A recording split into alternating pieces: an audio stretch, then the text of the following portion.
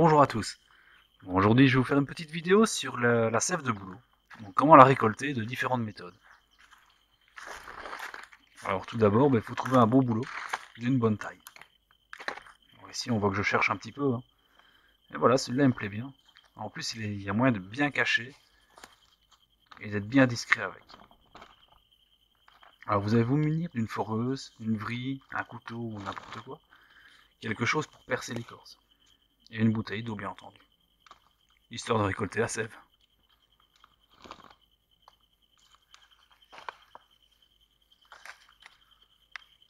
Voilà, donc on prend une mèche du même diamètre que notre tuyau, histoire qu'il n'y ait pas trop d'espace et que ce soit quand même plus ou moins étanche quand on va l'insérer dans l'écorce. On va mettre notre tuyau ici entre 40 et 60 cm. Cela plus ou moins qu'on aura un bon rendement. Alors on ne fore pas à plat, on fore légèrement en biais vers le bas. Comme ça le tuyau commence déjà à se remplir et on perd moins d'eau.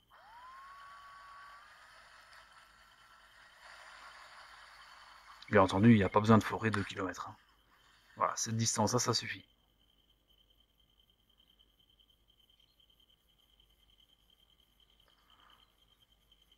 Prenez votre capuchon de bouteille. Hein.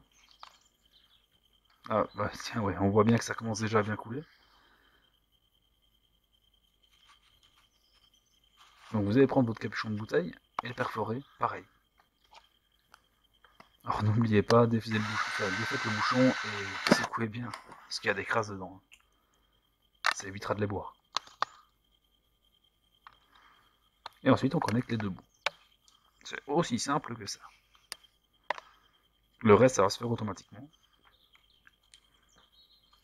Maintenant il y a un autre petit problème, c'est les gens. Ici je suis près d'un chemin, donc je cache bien. Le chemin est à l'opposé de la bouteille et de l'arc. Donc j'ai l'arc entre les deux. Ça camoufle déjà la bouteille, qui est en plus dans un trou que j'ai enterré.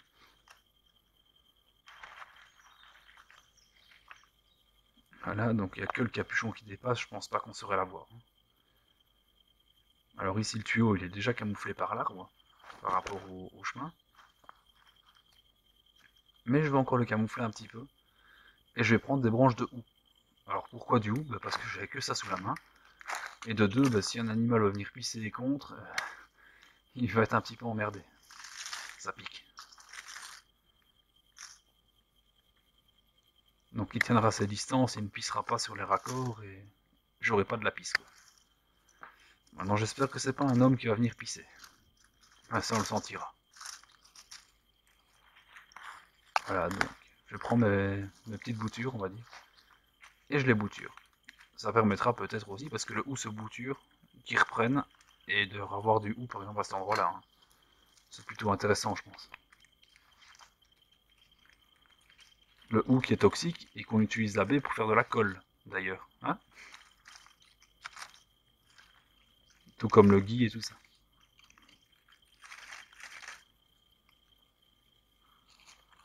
Alors ici, le contraste, de loin, je peux vous assurer qu'on ne voit strictement rien.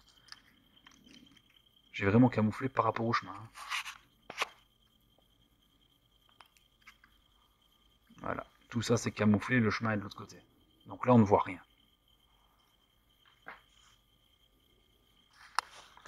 Alors je vais en profiter pour vous montrer quelques autres petites techniques qui pourraient être utiles. Donc tout d'abord, il y a la première technique que je ne saurais pas vous montrer ici parce que je n'ai pas trouvé de boulot avec les branches assez basses. Mais vous coupez une branche et vous la faites pendre dans une bouteille. Tout simplement, et vous la tenez vers le bas. Et elle se remplira par rapport à la branche. Alors si on est en mode survie, un couteau.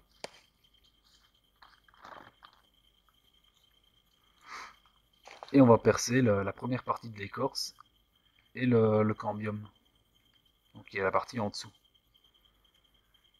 Hop, on fore avec notre couteau. On se fait un petit trou. Hein.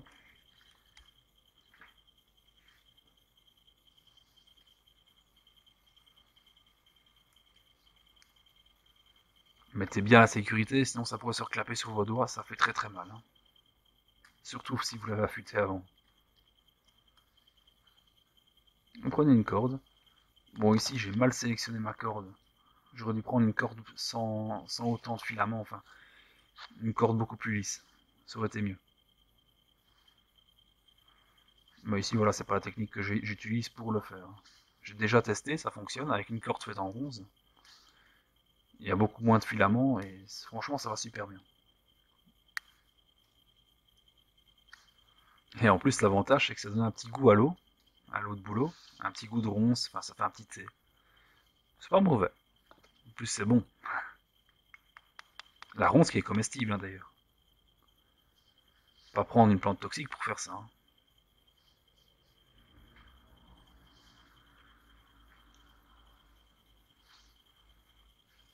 Là, ben voilà, c'est pareil. Hein. On connecte les deux bouts, un à l'arbre, à la bouteille. Et alors, la gouttelette d'eau va longer le fil jusqu'à la bouteille et couler dedans.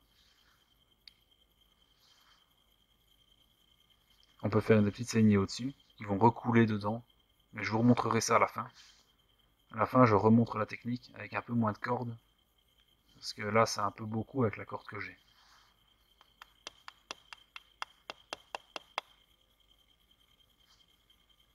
Alors la deuxième petite technique, enfin la troisième, hein, consiste de prendre une branche bien lisse, qui fera nettement l'affaire.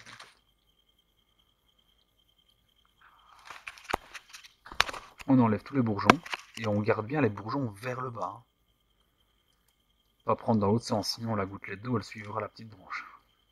On calcule la distance, et on raccorde. La gouttelette d'eau fera exactement la même chose, elle suivra par capillarité la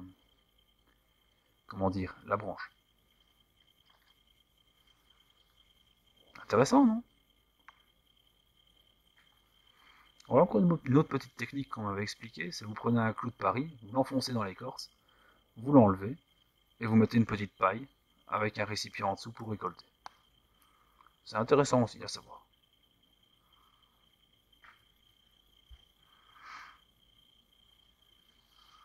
Ou alors, quand un arbre vient d'être coupé, ben, vous entourez une corde tout autour et qui pend dans un récipient en dessous. Et si on a soif, eh ben on peut boire. Tout simplement. Il y a quand même pas mal de débit. Hein.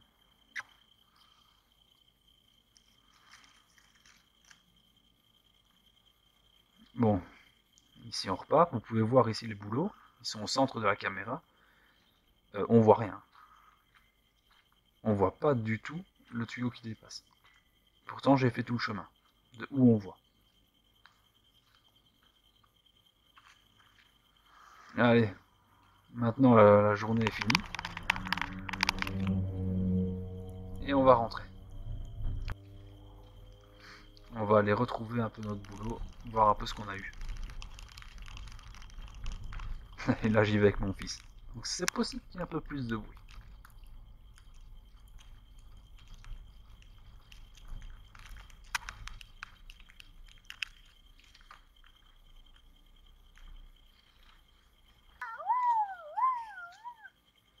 Ah, jolie la nature.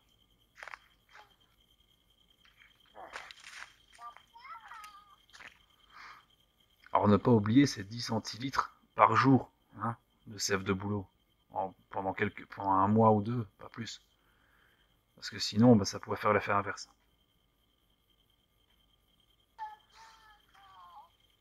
Et hop, et voilà. Ici, après, c'était 5 heures. On a passé 5 heures et j'ai eu ça. En pleine saison. Hein. C'est pas énorme, moi je trouve. Mais bon. Alors maintenant, quand on va faire le changement, ben, on prend une deuxième bouteille, trouée, et c'est pareil, on change, et on laisse recouler. Il n'y a que ça à faire.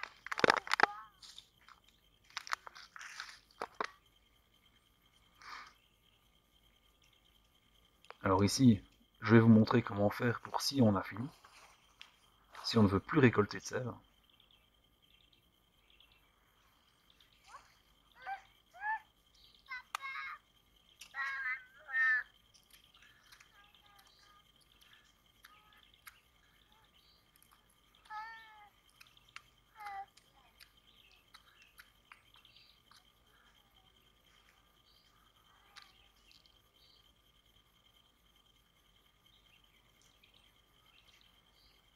Donc là, bah, tout simplement, on va tailler un petit bâton en pointe qu'on va enfoncer dans le trou.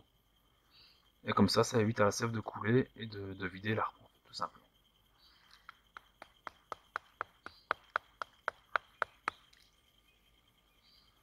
Moi ici, j'ai pas envie, donc je reconnecte mon tuyau et on en profite. Ça me fera des bonnes petites réserves qui me restera juste à congeler pour l'année prochaine.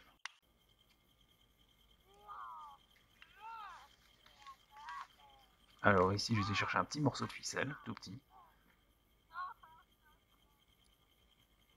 Et la petite technique consiste à vous faites un trou comme je vous ai montré tantôt en fait. Vous l'enfoncez et vous le laissez pendre avec moins de distance. La corde s'y prête moins bien que tantôt en fait.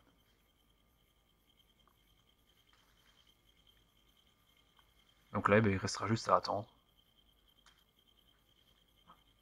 Et comme je vous ai expliqué, on fait des petites ouvertures au-dessus.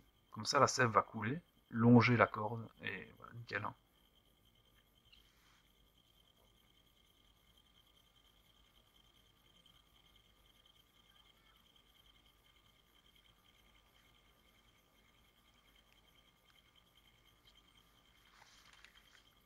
Et on camoufle toujours.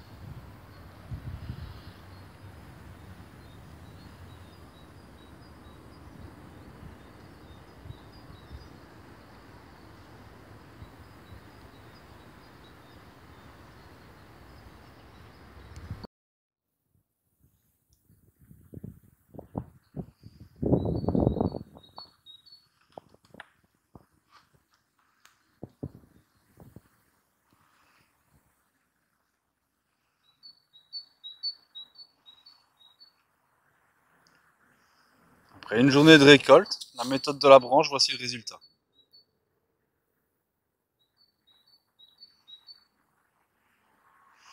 On va encore la laisser un jour. Et bien nous revoilà. La vidéo ici est finie. J'espère qu'elle vous a plu. J'ai essayé de vous expliquer un maximum comment se déroulent les récoltes. On a plusieurs techniques. La plus rentable est celle du tuyau. Ça, je pense que tout le monde s'en était rendu compte. Sinon, les producteurs ne feraient pas comme ça. C'est logique. Maintenant, il peut arriver souvent qu'on soit en mode survie. Hein, par exemple, tu te dis, je vais à la récolte. Hein, génial. Hein, je vais aller récolter. Tu arrives devant ton arbre. Merde. Je n'ai pas pris mon tuyau. Je n'ai pas pris, je sais pas moi, ma foreuse. Hein.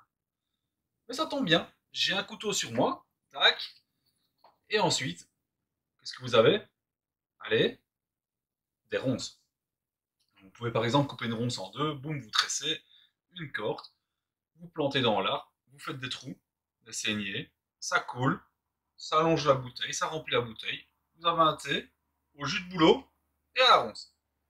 Magnifique, non? Maintenant, nous allons passer à quelque chose d'un peu plus sérieux.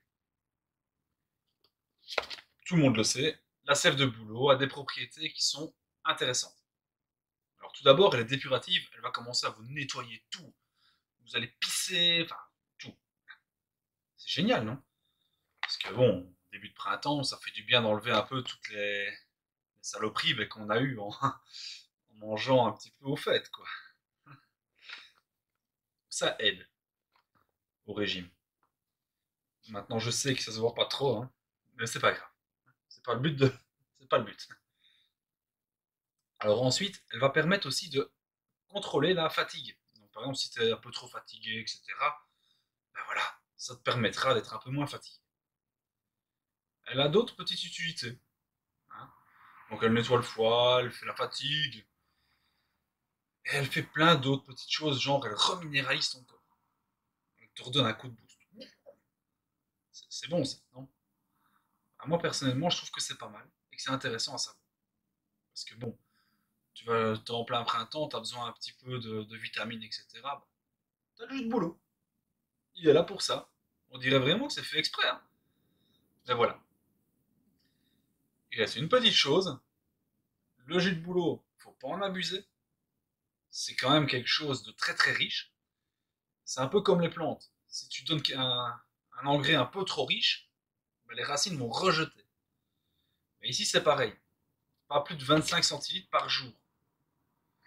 C'est pas énorme, mais c'est suffisant. Alors la sève de boulot ne se garde pas longtemps.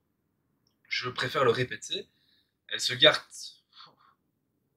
allez, max 5 jours. 5 jours franchement. Ça se garde au frigo, allez, on va dire. Après, ben, elle va commencer à fermenter, etc. Et ça, c'est pas vraiment l'idéal, hein. Après, c'est moins bon. Enfin, donc tu la bois dans les 2 ou 3 jours, c'est bon. Et tout ce que tu ne consommes pas, c'est pas compliqué. Quand tu la récoltes, tu mets au congèle. Tu te gardes 50 centilitres que tu bois en 2 jours, tu congèles le reste, tu décongèles au fur et à mesure. C'est pas mal. Comme ça, tu en as pour l'année prochaine. Tu fais des récoltes, tu en as pour l'année prochaine. Et alors, s'il vous plaît, ne rebouchez pas les plaies avec des merdes. J'en vois qui utilisent de la terre comme ça, boum, clac. Arrêtez, c'est un élément étranger que vous incorporez à l'arbre. C'est pas bon. Donc ce que vous faites, vous prenez une branche et vous la poussez dedans. Ça c'est ok. De préférence une branche de bouleau. Donc, en général, on prend la branche au pied, vous tomberez sur une bonne. Vous pouvez mettre de l'argile. L'argile, c'est acceptable parce que c'est un antiseptique. Enfin, voilà, ça pourra aller. Donc, par exemple, pour colmater le contour de la branche que vous avez poussé dedans. Ça, je suis d'accord. Et aussi, j'ai oublié de le montrer dans la vidéo, mais couper à ras. Parce que si par exemple un gibier passe, il vient se frotter, et il fait tomber. Eh ben voilà, le trou est ouvert et ça recoule. Tant que c'est pas cicatrisé, vaut mieux. Alors sur ce, je pense que j'ai tout dit. J'ai fait. Je sais que dans la vidéo, j'ai dit que je n'avais pas filmé pour la sève de boule à récolte sur branche. Eh ben c'est faux, parce que je me suis dit, tiens, après, j'ai fait la vidéo en plusieurs jours, et je me suis dit, tiens, bah, voilà, je vais quand même essayer d'en faire une, c'est quand même important, hein. C'est une récolte comme une autre, qui peut en dépanner plus d'un, par exemple, qui n'a pas de foreuse ou autre. Avec un simple couteau, tu coupes les branches, tu les pousses dans la bouteille, t'attaches bien. C'est bon. La vidéo, bah, j'ai essayé de la faire comme j'ai pu, où j'ai pu. C'est pas évident de trouver un boulot avec les branches basses, mais ça arrive. Les Betula pendula, donc c'est le boulot pleureur, bah, il y a possibilité d'en récupérer. Et ah oui, tous les boulots, la sève est comestible. Alors moi personnellement, le Betula, pas le verrucosa, c'est le Betula pubescent, donc celui qui a une écorce fort lisse. C'est comme ça qu'on le reconnaît. Et ben lui, il est bon. Le verruqueux a un petit goût en plus qui me déplaît un peu. Voilà. Mais ça se voit, hein. J'en ai déjà bu, il n'y a pas de souci. Et il est plus dur à percer aussi. L'écorce est beaucoup plus rugueuse. Donc voilà. J'espère que ma petite vidéo vous a bien plu. Sur ce, je vais vous laisser.